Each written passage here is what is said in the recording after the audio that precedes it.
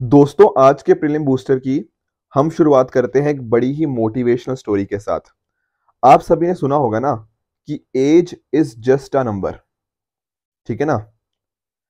कुछ लोग अक्सर इसको बस बोलते हैं, कुछ लोग एक्चुअल में इसको प्रूव करते हैं। यहां पर मैं बात कर रहा हूं 83 ईयर ओल्ड एक क्रिकेटर एलेक्स स्टील जी की। अब देखो, जब 3-4 साल पहले ना इनको एक बहुत ही मेजर डिजीज हुई, उसके बाद डॉक्टर्स ने बोला कि बस अब ये 1 साल ही शायद जी पाएंगे। बट आज भी ये जिंदा हैं और अपने पैशन को बहुत ही अच्छे से फॉलो कर रहे हैं। जैसे यहाँ पर आप देख सकते हो ना कि ऑक्सीजन सिलेंडर लगाकर ये ग्राउंड पर क्रिकेट खेलने पहुंचे हैं। ठीक है ना। तो अक्सर कहते हैं ना कि कुछ लोग क्रिकेट खेलना इसलिए बंद कर देते हैं कि अब वो बड़े हो गए हैं। ऑन द अदर हैंड कुछ इनके जैसे लोग हैं जो बताते हैं कि हम कभी बूढ़े होंगे ही नहीं, क्योंकि हमने कभी क्रिकेट खेलना छोड़ा ही नहीं। Getting a point. तो यहाँ पर बेसिकली मेरा पॉइंट यही था समझाने का कि देखो, आप अपने पैशन को डेफिनेटली आप फॉलो करते रहो। आप अपने जुनून को, अपनी हिम्मत को अगर आप अपने साथ में रखोगे ना, तो डेफिनेटली जिस भी डायरेक्शन में आप जा रहे हो उसमें सक्सेसफुल जरूर होगे। ऐसा मेरा 100% आपके साथ बिल्कुल मानना है। ठीक है। आपके दिमाग में भी कोई ऐसी मोटिवेशनल स्टोरी हो तो डेफिनेटली आप हमारी टीम के साथ शेयर कीजिएगा नीचे कमेंट्स के अंदर भी। राइट। अब चलते हैं आज के न्यूज़पेपर की तरफ। तो यहाँ पर आप देख सकते हो, ठीक है, द हिंदू को। तो यहाँ पर आप नोटिस करोगे कि सुप्रीम कोर्ट के द्वारा एक ऑल वुमेन पैनल को यहाँ पे अपॉइंट किया जा रहा है, ताकि जो भी इश्यूज थे मणिपुर के अंदर, हमने देखा ना कैसे महिलाओं के साथ हो गया, काफी सारे मतलब हमें वीडियोस भी देखने को मिले थे, तो उनके रिगार्डिंग प्रॉपर रिलीफ दिया जा पाए, तो सुप्रीम कोर्ट के द्वारा इस तरह का एक पैनल अपॉइंट किया जा रहा है। साथ में अगर आपने नोटिस किया होगा, अगर आप कंटिन्यूसली फॉलो करते हो प्रीलिम बूस्टर को, तो हमने राहुल गांधी जी का भी देखा था। ठीक है। तो बेसिकली वो पार्लियामेंट के अंदर वापस है। ठीक है। एंड साथ ही साथ अराउंड एक हफ्ते पहले मैंने आपके साथ ना नो कॉन्फिडेंस मोशन के बारे में डिस्कशन किया था। मैंने आपको क्वेश्चन भी होमवर्क के रूप में दिया था। तो आज से वो चीज स्टार्ट हो रही है। 8 अगस्त से लेकर 10 अगस्त तक ये सारी प्रक्रिया चलेगी। साथ में ही दिल्ली सर्विसेज बिल, ये भी जुलाई के लास्ट वीक के अंदर ही मैंने कवर किया था। ठीक है। तो उसको पास भी कर दिया गया है अब राज्यसभा के द्वारा भी। तो अगर आप नोटिस कर रहे होगे ना, तो बहुत सारे स्टूडेंट्स मेरे से पूछते हैं कि सर करंट अफेयर्स को कैसे रिवाइज करें या करंट अफेयर्स के नोट्स कैसे बनाएं, करंट अफेयर्स तो बहुत बल्कि होते हैं। देखो, आपने नोटिस किया आज के न्यूज़पेपर का पूरा पहला पन्ना, कोई भी न्यूज ऐसी नहीं है जो पिछले 15 दिनों के अंदर हमने कवर नहीं करी। तो दरअसल में करंट अफेयर करंट जरूर होते हैं, पर वो भी ना स्टैटिक बन जाते हैं थोड़े टाइम के बाद। क्यों? क्योंकि इतनी बार वो रिपीट होते रहते हैं। ठीक है ना। तो कंटिन्यूअसली अगर आप रेगुलरली बेसिस के ऊपर आप प्रीलिम बूस्टर को फॉलो करते हो, तो आई एम वेरी श्योर कि आप नोटिस करोगे कि चीजें बार बार रिपीट होती रहती हैं। एंड चीजें ना, अगर ये तो 15 दिन बाद हुआ है तो मैं रिपीट नहीं करवा रहा। ठीक है। अदरवाइज होता गया, मान लो अगर 3-4 महीने बाद होता ना, तो शायद मैं दिल्ली सर्विसेज बिल के ऊपर दोबारा चर्चा कर देता। पर एक्चुअल में क्योंकि पिछले हफ्ते इसके ऊपर चर्चा करी थी, तो ज्यादा डिटेल में डिस्कस करने का पॉइंट नहीं बनता, क्योंकि अदरवाइज हम सेम ही चीज को पढ़ते रहेंगे। तो इसलिए आपको इंश्योर करना है कि करंट अफेयर्स का ये तरीका आप अपनाओ, प्रीलिम बूस्टर को रेगुलरली फॉलो करते रहो। एंड आप नोटिस करोगे ना कि कम टाइम के अंदर ही हम बहुत सारी न्यूज़पेपर को, मतलब न्यूज को कवर कर रहे होंगे। एंड साथ ही साथ अगर वो रिपीट हो रही है थोड़े टाइम के बाद, तो उनको हम दोबारा भी पढ़ लेंगे। ठीक है। तो हमारी रिवीजन भी होती रहेगी। आई बात समझ में? तो ये तरीका सबसे आई एम श्योर कि आपको अच्छा लगा होगा। तो डेट है आज की 8 अगस्त 2023 एंड आप सभी का स्वागत है आज के प्रीलिम बूस्टर न्यूज डिस्कशन के अंदर। एक देखो, बहुत ही अच्छी आप सभी ने मुझे जो इन्फॉर्मेशन दी। बेसिकली आप जानते हो कि संडे को सीएपीएफ का एग्जाम हुआ था, और जो करंट के ज्यादातर क्वेश्चन थे ना, वो हमारे प्रीलिम बूस्टर में कवर्ड थे। यहाँ पर इस कैंडिडेट ने लिखा है कि इन्होंने एग्जाम दिया और इनको बहुत अच्छा लगा। सिमिलरली यहाँ पर भी इन स्टूडेंट ने ऐसा ही मेंशन किया है। और ये तो चलो यूट्यूब पे है, ऐसे ही टेलीग्राम के ऊपर मुझे बहुत सारे स्टूडेंट्स का मैसेज आया। सिमिलरली मेरी टीम को भी बहुत सारे मैसेज आए। और ये तो चलो यूपीएससी के द्वारा कंडक्ट करवाएगा एक एग्जाम है सीएपीएफ। इसी तरह से अराउंड जुलाई के मंथ के अंदर ना आरबीआई का एग्जाम हुआ था, आरबीआई ग्रेड बी का, जो कि ना बैंकिंग सेक्टर के अंदर one of the most prestigious exams माना जाता है। वहां पर भी बहुत सारे स्टूडेंट्स ने मुझे बोला कि सर ज्यादातर जो क्वेश्चन करंट के वहां पूछे गए थे, वो हमारे प्रीलिम बूस्टर में कवर थे। तो बहुत ही अच्छा लगता है, देखो, जब being an only age family member आप सभी ये सारी चीजें मेरे साथ शेयर करते हो। ठीक है ना। और मुझे भी पर्सनली बहुत अच्छा लगता है कि अगर आप किसी एग्जाम को क्रैक करते हो। ठीक है ना। और देखो, वैसे तो मैं ये मानता हूं कि हमेशा जो मेहनत होती है वो कैंडिडेट की ही होती है, पर अगर उसमें 0.01% भी थोड़ा सा कंट्रीब्यूशन मेरा या हमारी टीम का होता है, तो बहुत ही अच्छा लगता है ऐसा सुन के। ठीक है ना। तो आप भी, अगर आपके कोई फ्रेंड है किसी और एग्जाम की भी तैयारी कर रहे हैं या फिर यूपीएससी की तैयारी कर रहे हैं, तो आप डेफिनेटली उनको सजेस्ट करिए कि प्रीलिम बूस्टर को आप रेगुलरली फॉलो करो। आई एम श्योर कि आपको भी रिजल्ट्स देखने को मिलेंगे ही मिलेंगे। ठीक है। आगे बढ़े उससे पहले एक छोटी सी इन्फॉर्मेशन है हमारे सीटीआर मॉडल के रिगार्डिंग। जो स्टूडेंट्स फाउंडेशन कोर्स के अंदर ज्वाइन करना चाहते हैं, तो उनके लिए प्रॉपर हमारा जो नेक्स्ट बैच है वो 16 अगस्त से स्टार्ट हो रहा है। यहाँ पर प्रॉपर क्लासेस होंगी, प्रॉपर टेस्ट हो गया, प्रॉपर चीजों की रिवीजन करवाई जाएंगी। बहुत सारे फीचर्स हैं यहाँ पे, आप देख सकते हो। डाउट सॉल्वर मित्रा हो गया, आपकी बूट कैंप हो गया, ठीक है ना। एंड सिमिलरली यहाँ पर भी डिफरेंट डिफरेंट और फीचर्स आपको देखने को मिल जाएंगे। लाइब्रेरी एक्सेस, ऑप्शनल क्लासेस, ठीक है, सीसेट मॉड्यूल हो गया एंड अदर फीचर्स। तो अर्ली बर्ड ऑफर इसके ऊपर चल रहा है। अब डेफिनेटली हमारी वेबसाइट pwonlyas.com पे जाके इसके अंदर एनरोल कर सकते हो। कुछ भी डाउट्स हैं तो हमें इन नंबर से भी आप कॉन्टैक्ट कर सकते हो। चलिए अगले टॉपिक की तरफ बढ़ते हैं, दैट इज प्रोजेक्ट देविका। इसको समझते हैं कि आखिर यहाँ पे क्या बात चल रही है। देखो आप ना जैसे गंगा रिवर के बारे में जानते होंगे, ठीक है ना। तो गंगा जी देखो एक सिर्फ नदी नहीं है, एक तरह से गंगा मैया बोला जाता है इनको, ठीक है ना। तो काफी मतलब रिलीजियस सिग्निफिकेंस बहुत ज्यादा है गंगा रिवर की। सही बात है सर। उसी तरह से ना एक है देविका रिवर। ये कहां पर है सर? देखो ये देखने को मिलता है हमें जम्मू एंड कश्मीर के अंदर। और ऐसा माना जाता है कि जो गंगा जी की बहन है ना वो देविका है। Getting the point? तो उस वजह से ना देविका नदी की भी इंपॉर्टेंस बहुत ज्यादा बन जाती है। मैं आपको अगर थोड़ा सा बताने की कोशिश करूंगा ना तो आप नोटिस करोगे जो जम्मू कश्मीर के अंदर आपका उधमपुर डिस्ट्रिक्ट है, वहां से ओरिजिनेट होती है from the Sudha Mahadev temple, और फिर अकॉर्डिंगली फ्लो करती हुई वेस्टर्न पंजाब हो गया जो भी पाकिस्तान में है, वहां पर ये मर्ज कर जाती है रावी नदी के साथ।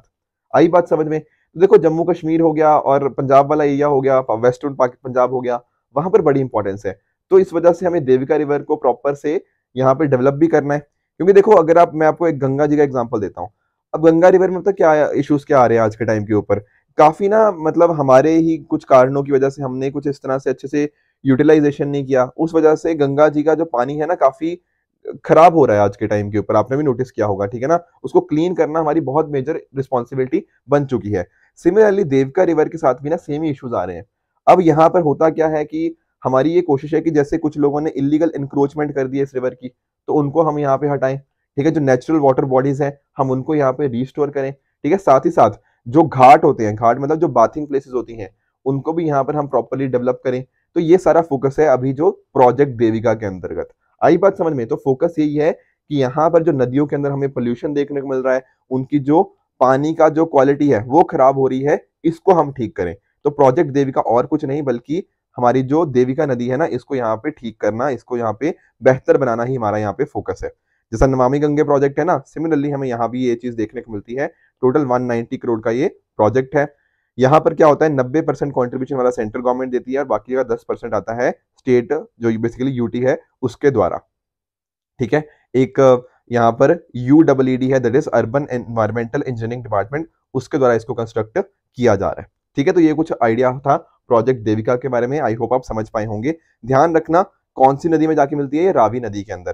मैं थोड़ा सा आपको बता देता हूँ। जैसे फॉर एग्जांपल अगर हम इंडस रिवर सिस्टम की बात करते हैं ना, तो एक तो ये देखो आपकी जो इंडस नदी है, ठीक है, जो रेड में मार्क कर रहा हूँ, इसको ध्यान से देखना, इंडस नदी है। और बाकी आपको इसके ट्रिब्यूटरीज देखने को मिलती हैं। जैसे इंडस तो चलो हो गया, उसके साथ ही ये रहा आपकी झेलम रिवर, ये आपके साथ में उसके सदर्न साइड में चिनाब, फिर अकॉर्डिंगली रावी, फिर रावी के जस्ट इधर ही आपको नीचे उसके ब्यास और सतलुज ये देखने को मिल जाएंगे, ठीक है ना।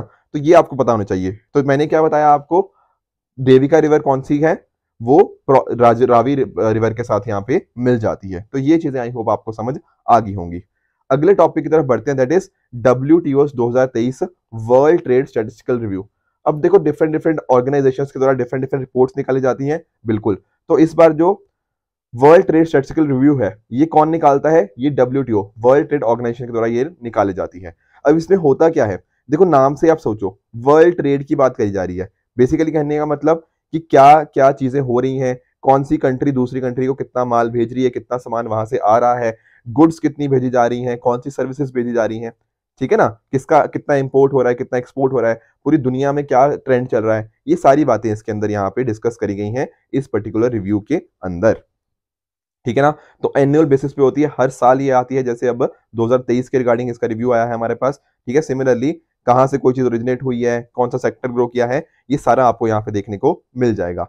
बात थोड़ी इंडिया की करते हैं। तो इंडिया के केस में आपको जानना होगा कि मर्चेंडाइज यानी कि गुड्स के एक्सपोर्ट के अंदर इंडिया का रैंक है 18। हम सर्विसेज के अंदर अच्छा काम कर रहे हैं, तो सर्विस के अंदर इंडिया है 7th नंबर के ऊपर दुनिया के अंदर इन सर्विसेज एक्सपोर्ट। वेयर अगर हम इंपोर्ट की बात करें, तो चाहे आप वो सर्विसेज का लगा लो या फिर आप गुड्स का देख लो, तो वहां पर इंडिया 9th रैंक पे आता है। अब ये देखो प्रीलिम्स में भी पूछा जा सकता है, पर कल को इकोनॉमी के आपने आंसर्स लिखने हो ट्रेड के रिगार्डिंग, तो मेंस के अंदर भी ये डेटा को आप यूज कर सकते हो। ठीक है, अगर हम बात करें ओवरऑल दुनिया की, तो आप जानते ही होंगे, देखो चाइना बहुत ही मेजर एक्सपोर्टर है पूरी दुनिया में ना, मर्चेंडाइज एक्सपोर्ट के अंदर चाइना नंबर 1 के ऊपर है। हालांकि इसका जो शेयर है वो थोड़ा गिर रहा है, ठीक है, पर अभी भी नंबर 1 के ऊपर ही है। दूसरे और तीसरे नंबर पे आपको यूनाइटेड स्टेट्स ऑफ अमेरिका और जर्मनी देखने को मिल जाएंगे इन मर्चेंडाइज एक्सपोर्ट्स। साथ में अगर हम बात करें ना कि पूरी दुनिया में ओवरऑल ट्रेंड क्या है, तो हमें देखने को मिलेगा कि 13% ईयर ऑन ईयर इंक्रीज हमें देखने को मिलता है गुड्स एंड सर्विस के अंदर। तो 2022 में ये 31 ट्रिलियन डॉलर हमें टोटल अमाउंट देखने को मिला था, इतना ट्रेड हुआ था। एक चीज आपने नोटिस करी होगी कि जब 2020 में हमें पेंडेमिक देखने को मिला, उस टाइम तो हमारी इकोनॉमीज बिल्कुल एक तरह से क्लोज हो गई थी, मतलब हमारी ट्रेडिंग तो हो ही नहीं रही थी दूसरी कंट्रीज के साथ, तो उस टाइम ये नंबर्स काफी कम आ गए थे। तो उसके बाद हमने वापस से जब ओपन किया, चीजें ट्रेडिंग स्टार्ट करी, तो कहीं ना कहीं उसके बाद गुड्स ट्रेड जो एक्सीड हो गया प्री पेंडेमिक लेवल, मतलब पेंडेमिक से पहले जो लेवल था ना, वो 2021 में हमने उसके बियॉन्ड चले गए गुड्स के अंदर, और सर्विसेज के अंदर अगर हम बात करें ना, तो 2022 में हम वहां पर पहुंच गए थे। तो ये सारी चीजें आपको पता होनी चाहिए। अगले टॉपिक की तरफ बढ़ते हैं, that is Bharat net project. अभी क्या हुआ है, हमारी यूनियन कैबिनेट ने ना 1.39 लाख करोड़ यहाँ पे अप्रूव किए हैं फॉर भारत नेट प्रोजेक्ट। पहली बात तो समझो कि आखिर सर ये भारत नेट प्रोजेक्ट है क्या।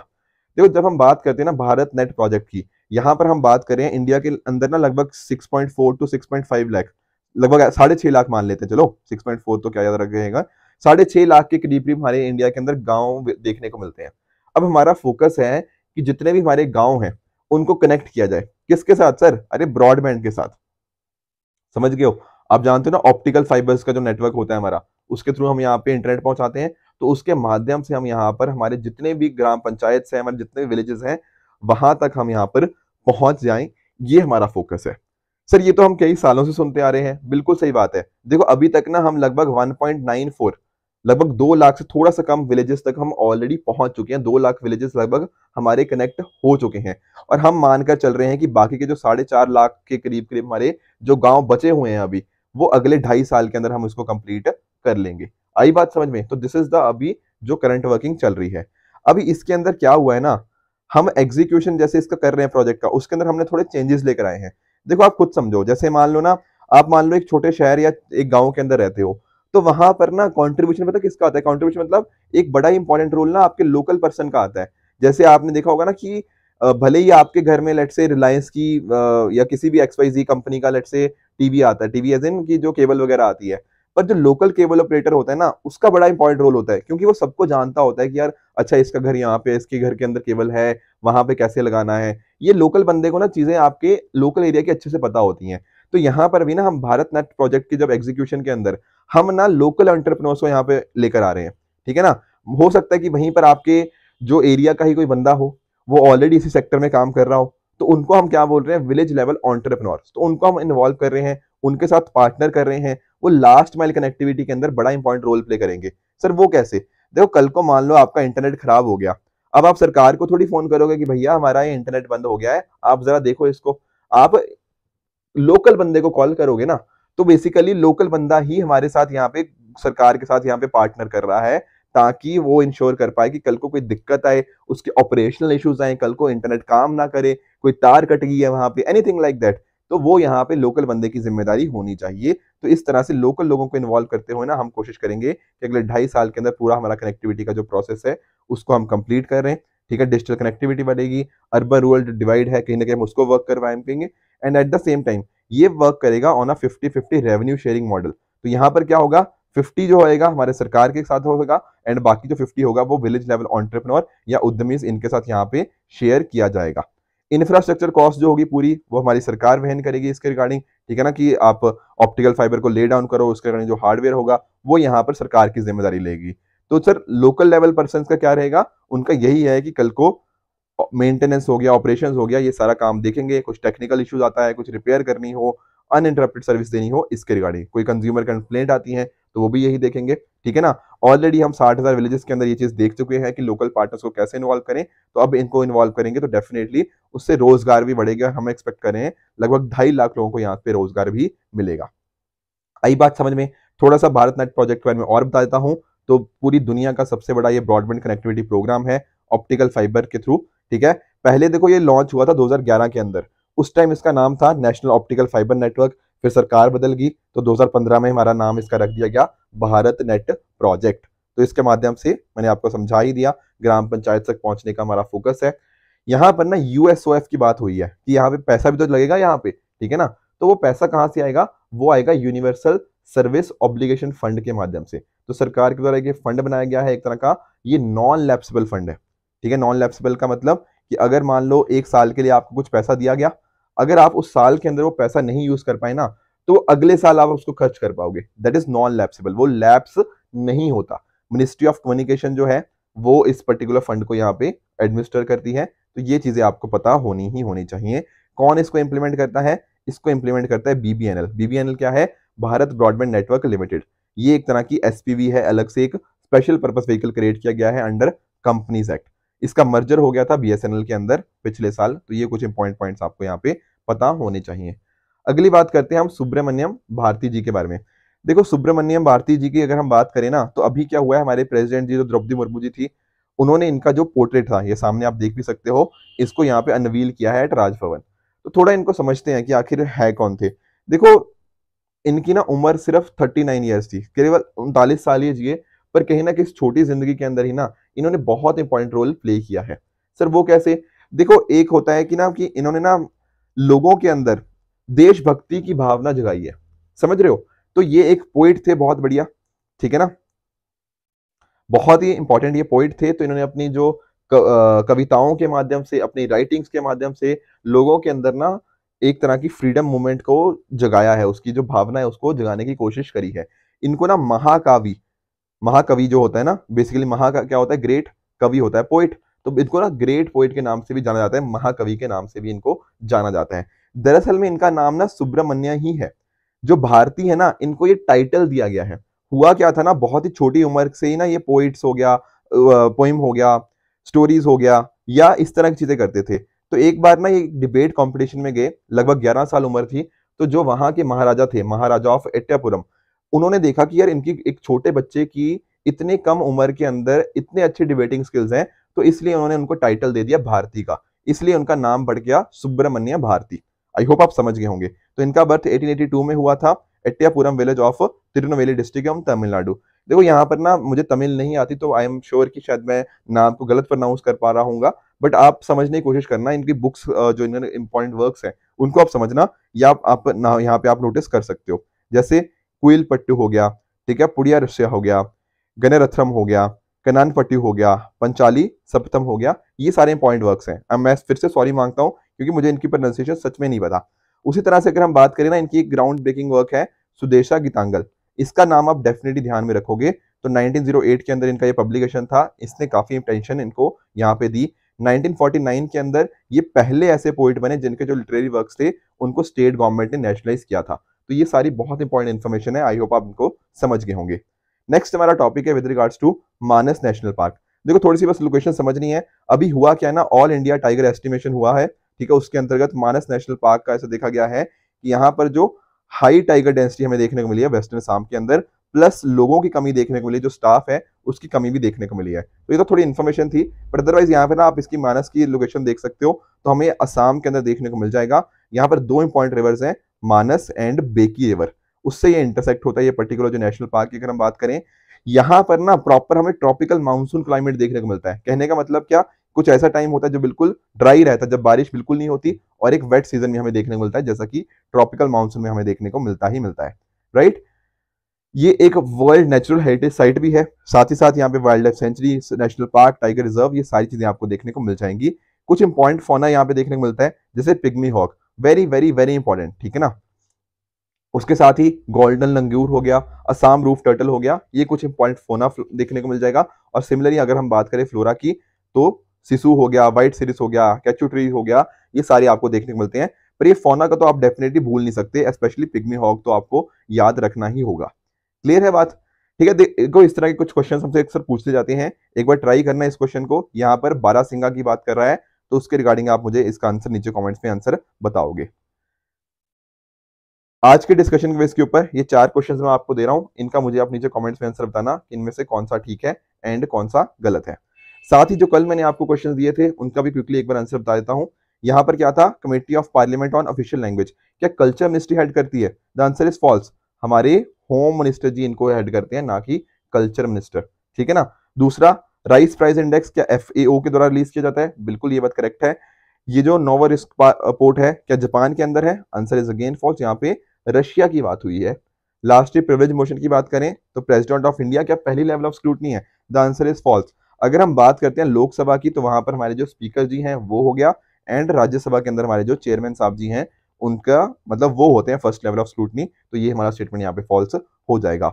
एक क्वेश्चन मैंने आपको और दिया था, यहाँ पर पूछा था कि कौन सी ऐसी पार्लियामेंट्री कमेटी है जो कि हाउस की रिपोर्ट्स को स्क्रूटनाइज करती है ताकि वो रेगुलेशंस मतलब कि जो भी रेगुलेशंस रूल सब रूल्स बायलॉज बनाए गए हैं क्या वो प्रॉपरली मतलब जो डेलीगेट किए जाते हैं क्या वो विद इन द स्कोप है। मतलब मान लो आपने कोई लॉ तो बना दिया पर उसके अंदर के जो रूल्स रेगुलेशंस हो गए क्या वो in law in accordance with the law ही है? ऐसा तो नहीं कि आपने उनको मतलब कि जो लॉ के अंदर लिखा कुछ और था और आप रूल्स के अंदर कुछ और बनाते जाओगे। तो ये कमेटी कौन सी है ऐसी चेक करने वाली? तो answer is committee on subordinate legislation. देखो सबऑर्डिनेट लेजिस्लेशन का मतलब ही यही होता है जो सारा इतना ये बीच में यहाँ पे बात करी गई है। Getting the point. On the other hand आप बाकी भी ऑप्शंस को ना एलिमिनेट जरूर कर सकते हो यहाँ पे।